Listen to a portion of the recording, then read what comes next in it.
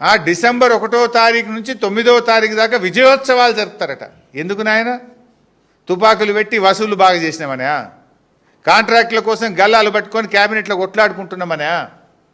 మంత్రుల మధ్య తగాదాలు పెరిగిపోయి రోజు వీధినబడి రాష్ట్ర ప్రజల పరువు తీసినందుక? దేనికోసం విజయోత్సవాలు జరుపుతారు? ఈ 23 నెలల పాలనలో మీరు ఏం సాధించారు? మహాలక్ష్మి పథకం ఇచ్చింది లేదు, పెన్షన్లు పెంచింది లేదు, పిల్లలకు ఫీజు రియంబర్స్మెంట్ ఇచ్చింది లేదు, ఓ చెక్ డ్యామ్ కట్టింది లేదు, ఓ చెరువు కట్టింది లేదు, ఓ ఎకరానికి నీళ్ళు ఇచ్చింది లేదు. కేసీఆర్ గారు ప్రారంభించిన టిమ్స్ ఆసుపత్రులను పూర్తి చేసి వైద్యం అందించింది లేదు. కనీసం ఉన్న పథకాలు కూడా కొట్టింది కదా. ఏమని విజయోత్సవాలు జరుపుతారు? కేసీఆర్ గారు ఫీజు రియంబర్స్మెంట్ 20,000 కోట్లు ఇస్తే మేము 2 రూపాయలు కూడా ఇవ్వలేదు, పిల్లల చదువులు ఆగం చేసినామని జరుపుతారా? కేసీఆర్ కిట్ బంద్ చేసినామని జరుపుతారా? బతుకమ్మ చీరలు బంద్ చేసినామని జరుపుతారా? న్యూట్రిషన్ కిట్ బంద్ చేసినామని జరుపుతారా? దళిత బంధు పథకం ఆపివేసినామని జరుపుతారా? గొర్రెల పంపిణీ పథకం నిలిపివేసినామని జరుపుతారా?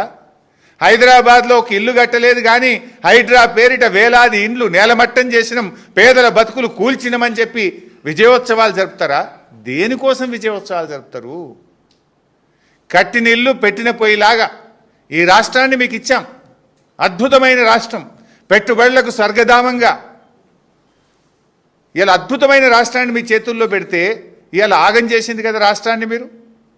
విద్యార్థులను, రైతులను, మహిళలను, నిరుద్యోగులను, అవ్వాతాతల్ని అందరినీ మోసం చేసిండ్రు.